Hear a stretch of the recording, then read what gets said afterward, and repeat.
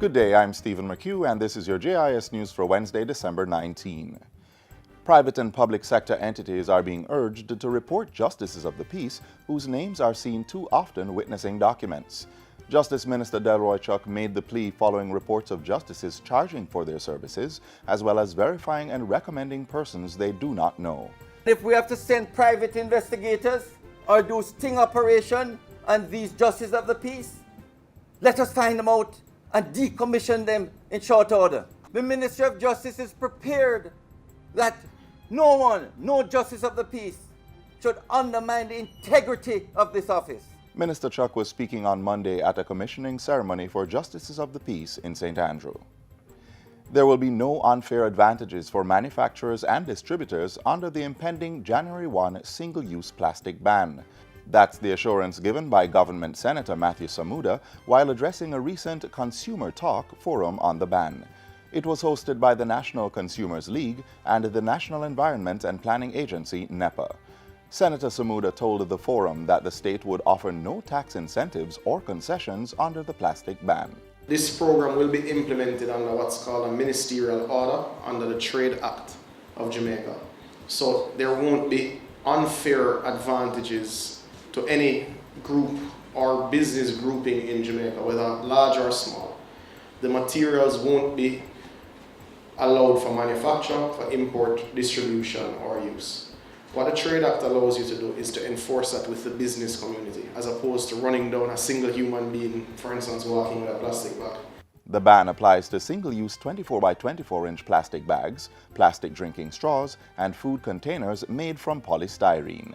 Senator Samuda says breaches of the ban could result in fines of up to $2 million or imprisonment for a maximum of 2 years, as outlined in Sections 11 and 13 of the Trade Act. The roadmap for the development of the National Health Insurance Scheme for Jamaica is now available. Portfolio Minister Dr. Christopher Tufton says the roadmap is expected to guide the implementation of the scheme, which is being developed by the National Health Fund. It will take into account elements such as benefit packages, levels and sources of financing, legislative changes, provider network, and the requisite administrative and organizational structures. The National Health Insurance Scheme is intended to enhance the quality of service in healthcare for Jamaicans who need it, and in particular those who need it and cannot afford to pay for it. It's all about universal access, which means that no one should be denied based on their ability to pay. According to Minister Tufton, the National Health Insurance Scheme is critical to support universal access, as only 20% of Jamaicans have private insurance. He was speaking at the recent official opening of the Drug Serve Pharmacy at the Linstead Public Hospital in St. Catherine. In other news, the state, through the Ministry of Tourism, has contracted Dr. Peter Tarlow and Global Rescue to assist in crafting a new architecture for visitor safety on the island. Dr. Tarlow is an American scholar on tourism safety and Global Rescue, which is a crisis response entity. He will coalesce with local tourism destination assurance experts to design a program for tourism ethics. While that is being done, Tourism Minister Edmund Bartlett says a full-scale review is being carried out on the protocols and ethical arrangements within the industry. An island-wide security audit of all hotels and attractions is also being conducted as part of efforts to ramp up the island's destination assurance program. That audit report will be available in the first quarter of 2019. And finally, the costing for the construction of the Welcome to Montego Bay sign has been found to be within market price. A few weeks ago, Tourism Minister Edmund Bartlett had ordered a review of the costs associated with the sign following public discussion about the $17 million price tag.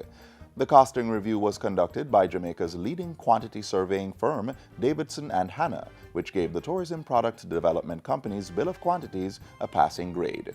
It also outlined that when compared to market rates, the estimates for the wall cladding was low, and the estimate for lettering and signage was insufficient for the execution of the work. Mr. Bartlett has since instructed that the contingency of $3 million for the construction of the sign be reduced to no more than 10% of the total project's cost.